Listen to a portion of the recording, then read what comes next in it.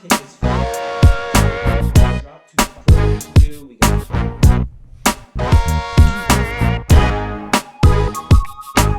back up.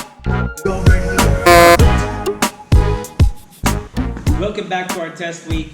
So yesterday or the day previous, we did a retest from an exercise or a workout from week 3. Now we're going to go ahead and test this workout. This is a new workout. In about 3 weeks, we're going to retest again to see how we're doing. And we're going to keep filling in these retests so we can track our progress. Without further ado, our warm-up. We're going to have 2 rounds as always. Crescent runner stretch. We want to feel this in our glutes, in our hips, and in our lats when we do the stretch. And I'll show you exactly how and where. So our crescent runner stretch, we're going to set up like this. Say our left foot is on the floor. Our right hand is on the floor. And what Blaine is going to do is he's going to reach through underneath his armpit. And when he's here, he's going to feel a stretch in his lat and in his hips because they're elongated, they're extending. And then he's going to open up. And then when he's here, he's going to focus on squeezing your shoulder blades. And you're going to feel another stretch in your hip, in the right hip, and in your pecs. So he's going to do this one more time. It gets a bunch of different target areas to get us warmed up for this workout. We're going to do 10 on each side for the crescent runner stretch. Then we're going to do Supermans. Remember, Supermans warm up our posterior chain. Posterior chain means everything in back. So we're looking to warm up our back muscles, our glute muscles, and our hamstrings. You're going to have both your legs and your arms elongated, and you're just going to reach up and then relax. Hold that top position for just a couple seconds, and then relax just like that. Easy. So then after we've done 2 rounds of 10 crescent runner stretch on each side, and then total 10 Supermans for 2 rounds, we're going to go ahead to our workout. Now today we got 6 rounds for time. So we have these 3 exercises. We're going to go 1 round through and then continue for 4 more rounds. We're doing it 4 times. So don't forget, you're going to need your stopwatch. So the first exercise is mountain climbers. Now here's how we're going to regulate these. So you start with both feet in back. And when we do these mountain climbers, we want our knees to come as close to our elbows as possible. Just like so. And you can speed it up. 20 mountain climbers total. So you're going to get 10 on each side. Then after our mountain climbers, we're going to do our jumping lunges. So we're going to go ahead and get set up in this lunge position. And when we do these jumping lunges, we're going to squat and we're going to jump up and switch legs. That's 1, 2, just like that, 3, 4, and so on and so forth. And just a total of 10, not 10 on each side. So what's important to remember about the jumping lunges is you want to land soft. Think explode, maximum effort up, land soft. A, because it's going to help you load your eccentric muscles, right? So we're landing with the opposite muscle that we're using when we come up, which is very important when we exercise, and we're not going to upset our neighbors below. After our jumping lunges, our total of 10, we're going to do planks for 60 seconds. Planks can be done I prefer on your hands in a push-up position. Okay, say if you have a wrist injury or your elbows hurt, you can go ahead and go down to your elbows like this, but I would like everybody to start in a push-up position like so.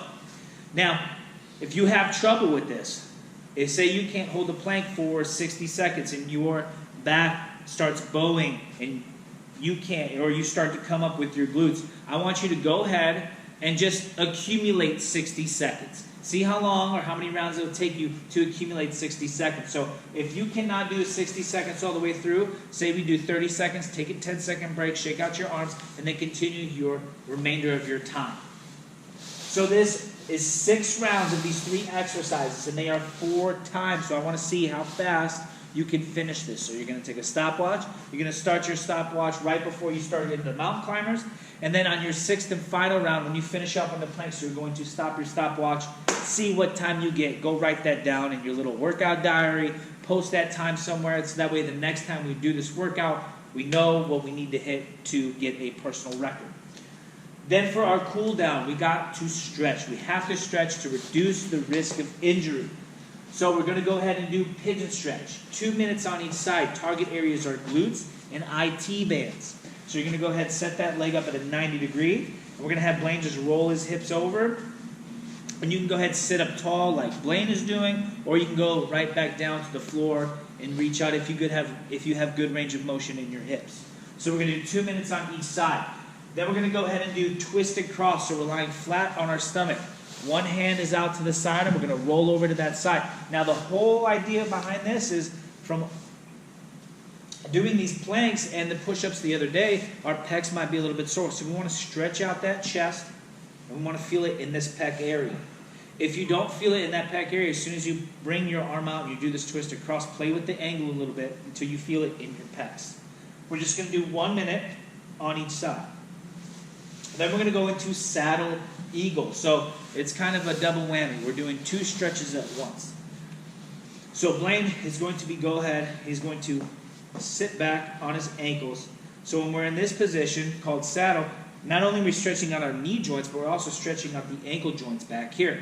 And what we're going to do for this eagle is we're going to get the upper body. So Blaine is going to go ahead and perform that saddle eagle.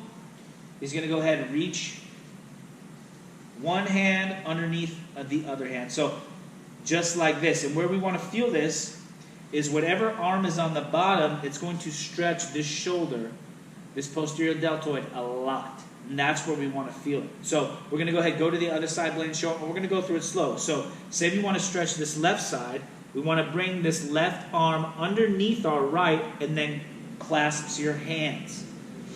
Now, if you can't do this, say you're too swollen, we don't have proper range of motion yet, we can go ahead and do this with a towel.